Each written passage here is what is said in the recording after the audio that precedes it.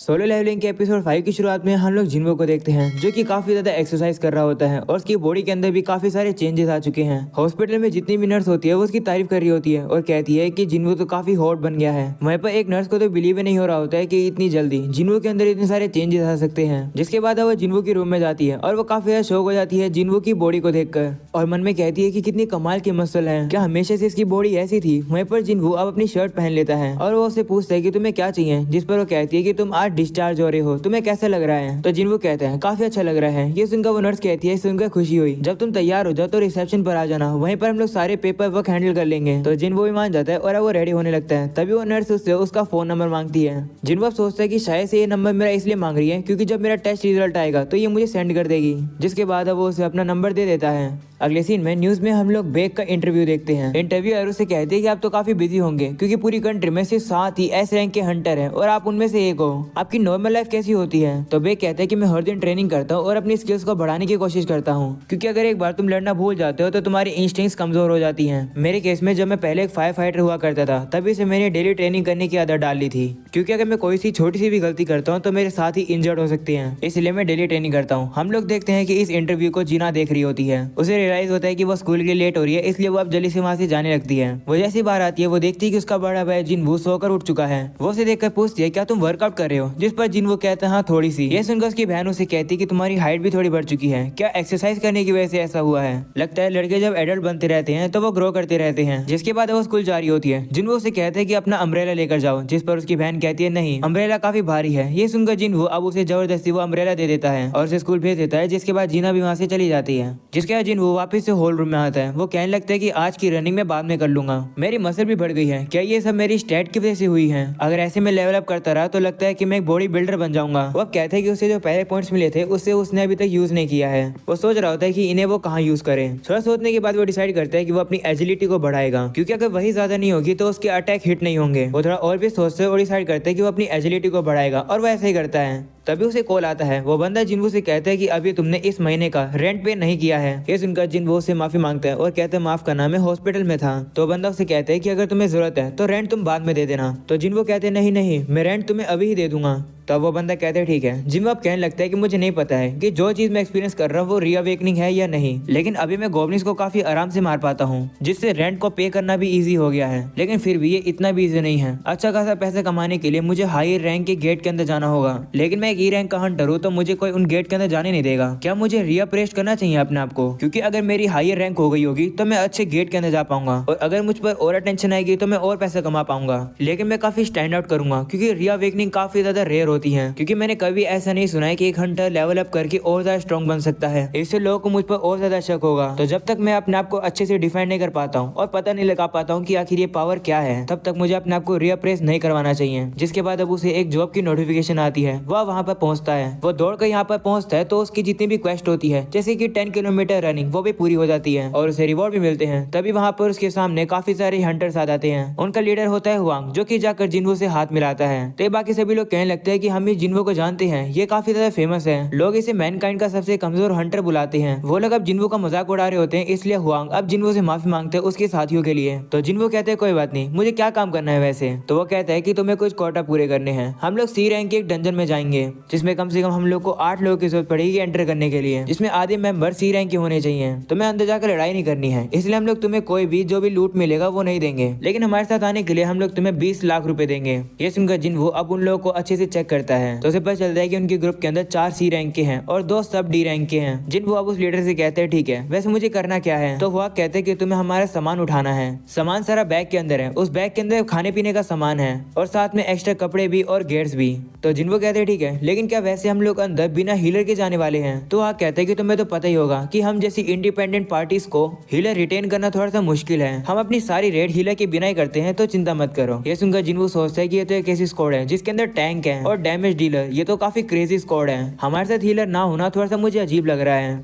हुआ कब जिन्वो से कहते हैं कि कॉन्ट्रैक्ट साइन कर दो, अगर डंजन के अंदर तुम्हें कुछ हो गया तो हमारी रिस्पॉन्सिबिलिटी नहीं होगी। तो अब जिन्वो भी उस कॉन्ट्रैक्ट को साइन कर देता है। तभी यहाँ पर एक और बंदा आता है और जिन्वो से कहता है कि लगता है हम लोग यहाँ पर सेम रीजन की वजह से आए हैं। तो बंदा बताता है मेरा नाम यो जिनो है और मैं 21 ईयर का हूँ और मेरी रैंक डी है, मैं भी यहाँ पर क्वार्टा पूरे करने आया हूँ। जिन्वो उसे देखकर कहता है कि इसने जो आर्मर पहन रखा है इसे देखकर लगता है कि इसकी फैमिली काफी अमीर है। यो अब जिन्वो से कहते हैं कि क्या तुम पहली बार एक सी रैंक के डंजन में जा रहे हो, चिंता मत करो मैं तुम्हें सेफ रखूंगा। ये सुनकर जिन्वो अब उसे एक स्मार्क देता है, जिसके बाद वो सभी लोग अब तैयार हो जाते हैं डंजन में जाने के लिए। यो जिन्वो से कहता है कि तुम्हारा सामान थोड़ा भारी लग रहा है, क्या तुम ठीक हो? तो जिन्वो कहते हैं नहीं कोई दिक्कत नहीं है, शुक्रिया पूछने के लिए। ये सुनकर यो से कहते हैं कि मैं तुमसे यंग हूँ, तुम्हें इतना पोलाइट होने की जरूरत नहीं है। तो जिन्वो भी कहते हैं ठीक है। अगले सीन में हम लोग देखते हैं वो लोग उस गेट के पास पहुंच जाते हैं और देखते हैं कि वो जो गेट है वो काफी ज्यादा बड़ा है। वो लोग कहने लगते हैं कि क्या सही में ये एक सी रैंक का डंजन है? तो वहाँ कहते हैं कि एसोसिएशन ने 2 बार चेक किया है, ये सी रैंक का ही है। वहाँ पर यो कहता है कि ये गेट तो काफी बड़ा है, क्या हम लोग ठीक रहेंगे? तो जिन्वो कहते हैं कि गेट का साइज इतना मैटर नहीं करता है, गेट में से जितनी लेवल की मैजिक पावर निकल रही है उससे फर्क पड़ता है।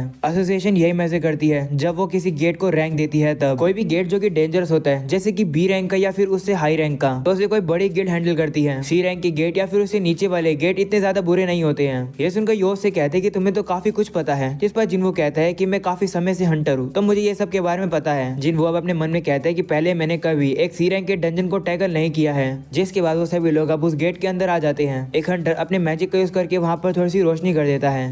हुआंग कहने लगता है कि ये कैसी जगह है, यहाँ पर तो कोई भी मैजिक बीस्ट नहीं है और कोई लाइट भी नहीं है, ज्यादातर डंजन तो ग्लो स्टोन से भरे होते हैं। वहीं जिन्वो कहने लगता है कि ये डंजन तो मुझे वो स्टैचू वाले डंजन की याद दिला रहा है। वहीं यो से पूछता है कि ग्लो स्टोन क्या होते हैं, जिस पर जिन्वो बताता है कि वो रॉक होते हैं जो कि ऐसी ही केव जैसी डंजन में दिखते हैं, उनमें से थोड़ी रोशनी भी निकलती है, वो वॉल और फ्लोर को कवर कर लेते हैं जिससे कि डंजन के अंदर थोड़ी रोशनी रहती है। ये सुनकर यो कहता है कि मैजिकल बीस्ट से हम लोग को एसेंस स्टोन मिलते हैं और डंजन से हम लोग माना स्टोन को माइन कर सकते हैं, और ग्लो स्टोन जो कि केव को लाइट अप करते हैं। काफी कंफ्यूजिंग लग रहा है। ये सुनकर जिन्वो कहते हैं चिंता मत करो, तुम्हें भी इन सब की आदत हो जाएगी। जिसके अब वो लोग अब अंदर आते हैं और देखते हैं कि वहाँ तो कुछ भी नहीं होता है। ये देखकर यो अब जिन्वो से कहते हैं कि क्या ऐसे भी डंजन होते हैं जिनके अंदर मैजिकल बीस्ट नहीं होते हैं? तभी जिन्वो से चुप कराता है और वो सुनने लगता है। वो मन में कहते हैं कि मोस्टर्स यहीं पर है, लेकिन उन्होंने अभी तक अपने आप को दिखाया नहीं है। मोस्टर्स के बारे में बाकी सभी लोगों को पता चल जाता है और वो लोग भी रेडी हो जाते हैं। वहीं जिन्वो थोड़ा सोचता है और सभी को बताता है कि यहाँ पर इंसेक्ट मोस्टर हैं। ये सुनकर सभी लोग अब ढूंढने लगते हैं कि आखिर वो मोस्टर्स कहाँ पर है, लेकिन उन्हें वो मोस्टर्स नहीं दिख रहे होते हैं। वहीं जिन्वो आवाज को अच्छे से सुन रहा होता है और उसे पता चल जाता है कि मोस्टर्स ऊपर से हमला करने वाले हैं। वो ये बात अब सभी को बताता है। हम लोग अब देखते हैं कि ऊपर से काफी सारे मोस्टर्स गिरने लगते हैं।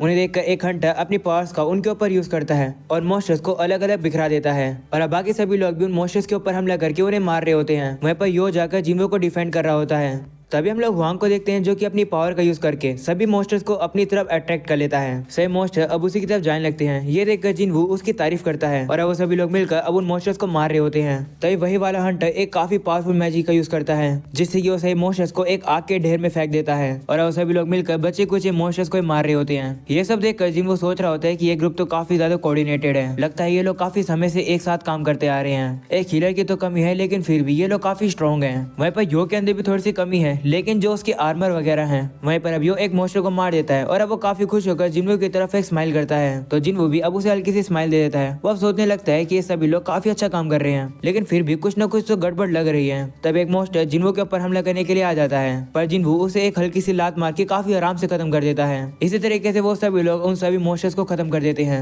हुआंग अब सभी से कहते हैं कि हम लोग सारे एसेंस स्टोन्स को इकट्ठा करेंगे और 7 लोगों में बांटेंगे। ये सुनकर सभी लोग लग जाते हैं उन मोस्टर से सारे एसेंस स्टोन को बाहर निकालने में। तभी हुआंग जिन्वो के पास आता है और कहते हैं शुक्रिया पहले मदद करने के लिए, तुमने कैसे नोटिस किया कि मोस्टर ऊपर से आने वाले हैं? तो जिन्वो कहते हैं कि ये तो बस इंस्टिंक्ट थी। ये सुनकर वो कहते हैं कि तुम्हारी इंस्टिंक्ट तो काफी ज्यादा शार्प है, तुमने हमें बचा लिया। तभी उसका साथी हुआंग से कहते हैं कि इस मोस्टर के ऊपर जो चोट लगी है वो थोड़ी अजीब है। इसके ऊपर तलवार से हमला नहीं किया गया है, मैजिक से भी हमला नहीं किया गया है, ऐसा लगा है कि इनको पीसेस में तोड़ लिया गया हो। तो इसका ये मतलब हो सकता है कि यहाँ पर कोई एक और ऐसा मोस्टर है जो कि काफी स्ट्रॉन्ग है। ये सुनकर हुआंग सोचता है कि यहाँ पर एक ऐसा स्ट्रॉन्ग मोस्टर है जो कि इन इंसेक्ट मोस्टर को खा रहा है। तभी जिन्वो यो से कहते हैं कि तुम्हारी स्वॉर्ड और शील्ड तो काफी महंगी लग रही है। तो कहते हैं हाँ ये मेरी पहली रेड है, तो मेरे फादर ने ये मुझे दिलाए हैं। वैसे क्या तुमने देखा कि मैंने मोस्टर को कैसे हराया? तो जिन्वो कहते हैं हाँ मैंने देखा, वैसे मुझे नहीं पता क्यों, लेकिन मुझे लगता है कि हम लोग को यहाँ पर थोड़ा सा और केयरफुल होना चाहिए। अगले सीन में हम लोग को बेग की गिल्ड दिखाई जाती है, जहाँ पर एक धमाके की आवाज आती है, जिसे सुनकर एक बंदा डर जाता है और कहते हैं कि ये कैसी आवाज थी, क्या बॉम्ब फूट रहे हैं? तो दूसरा बंदा उसे कहते हैं चिंता मत करो, ये आवाज तो यहाँ पर हमेशा आती है, गिल्ड मास्टर बेग ट्रेनिंग कर रहे हैं। हम लोग को अब बेग को दिखाया जाता है जो कि ट्रेनिंग में एक काफी बड़े पत्थर को एक ही हिट में तोड़ देता है।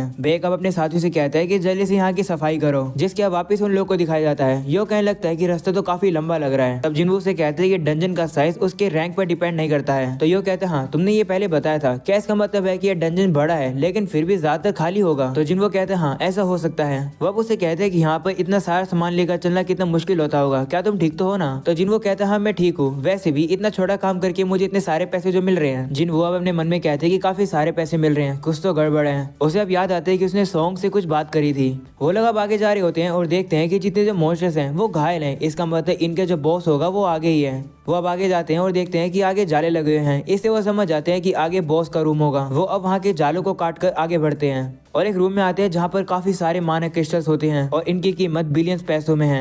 ये देखकर एक बंदा हुआंग से कहते हैं कि आपका भाई तो आपसे काफी जेलस होगा कि आपको ये इतने सारे मिल गए हैं। हुआंग अब अपने मन में कहता है दोंगसू ये बिल्कुल वैसे ही है जैसे मैंने तुमसे कहा था, छोटे भाई तुम हर बार सही नहीं होते हो और ये मैं सोचना है कि मैं तुम्हें रिस्पेक्ट दूंगा। इतने सारे माना क्रिस्टल्स का मैं यूज करूंगा अपनी स्ट्राइक टीम को ग्रो कराने के लिए। हम लोग इसे 7 लोगों में बांटेंगे तो सभी को 100 मिलियन मिलेंगे। तभी यो जिनवू के पास आता है और कहते हैं कि क्या तुम मुझे वो कॉन्ट्रैक्ट दिखा सकते हो जो कि तुमने साइन किया था, मैं लीगल चीजों में थोड़ा अच्छा हूँ। ये सुनकर जिनवू अब उसे वो कॉन्ट्रैक्ट दे देता है और अब यो उस कॉन्ट्रैक्ट को लेकर हुआंग के पास आता है और उसे कहता है कि जिनवू के कॉन्ट्रैक्ट के अंदर स्पेसिफिकली लिखा है कि मॉन्स्टर से जो लूट मिलेगी वो उसे नहीं मिलेगी, लेकिन जो माना क्रिस्टल्स हैं वो किसी मॉन्स्टर से नहीं मिले हैं तो इनका हिस्सा जिनवू को भी तो मिलना चाहिए। वो सुनकर हुआंग कहता है हाँ मिलना चाहिए, हम लोग उसे दे देंगे, लेकिन हमें सबसे पहले उस बॉस को हराना होगा। तुम्हें ये बात रियलाइज तो हो ही गई होगी कि जब हम लोग इस बॉस को हरा देंगे तो गेट बंद हो जाएगा, तो स्पाइडर से लड़ने से पहले हमें इस माना क्रिस्टल्स को माइन करके यहाँ से ले जाना होगा। अच्छी बात तो ये है कि ये स्पाइडर सो रहा है तो हम यहाँ खुदाई कर सकते हैं। वो अपने साथी से कहता है कि खुदाई का सामान कहाँ पर है, तो बंदा कहता है कि मुझे नहीं पता था कि यहाँ पर इतने सारे माना क्रिस्टल्स होंगे, इसलिए मैं सामान को पीछे छोड़ दिया है, तो चलो उसे लेकर आते हैं। तो हुआंग कहते हैं ठीक है। वो अब जिनवू और यो से कहते हैं कि तुम यहाँ पर थोड़ी देर के लिए रुकना और चीजों पर नजर रखना, हम लोग माइनिंग करने का सामान लेकर आते हैं इतने। वो सुनकर यो कहते हैं कि ये तो थोड़ा डेंजरस है कि मैं और जिनवू यहाँ पर अकेले हैं। तो हुआंग उनसे कहते हैं कि तुम लोग ऐसी रेड पर पहली बार आए हो ना, मुझ पर ट्रस्ट करो।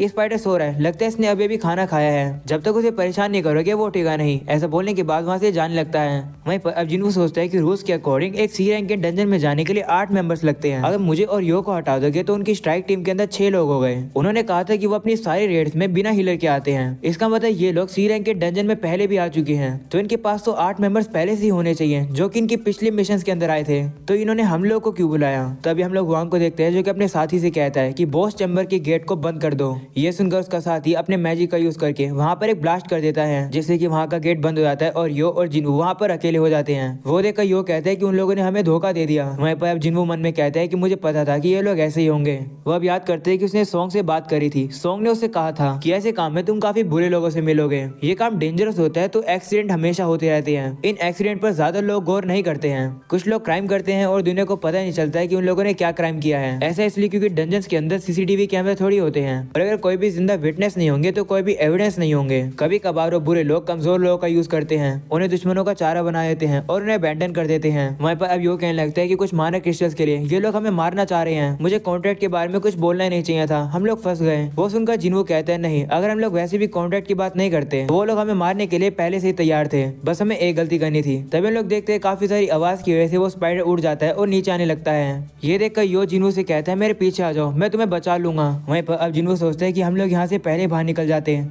अगर हमें जरूरत है तो। हुआंग के साथ ही यही सोच रहे होंगे। तो वो स्पाइडर उनके सामने आ जाती है। जिनवू कहने लगता है कि स्पाइडर सी रैंक का बॉस है और मैं एक ई रैंक का हंटर हूँ, ये मॉन्स्टर एक अलग ही लेवल पर है, लेकिन इतना ही बुरा नहीं है जितना वो स्टैचू वाले टेंपल में मेरे साथ हुआ था। जिनवू अब बैग को नीचे फेंक देता है और यो से कहता है हिलना मत, इस मॉन्स्टर से मैं लड़ूंगा। ये सुनकर यो शॉक हो जाता है। तभी जिनवू अब अपनी तलवार बाहर निकाल लेता है और काफी कॉन्फिडेंटली कहता है कि मैं इस मॉन्स्टर को हरा दूंगा। और अब यहीं पर हो जाता है ये एपिसोड खत्म। पसंद आया तो लाइक कर देना, चैनल पर नहीं हो तो सब्सक्राइब कर देना। मिलता है अगले एपिसोड में, तब तक के लिए बाय बाय।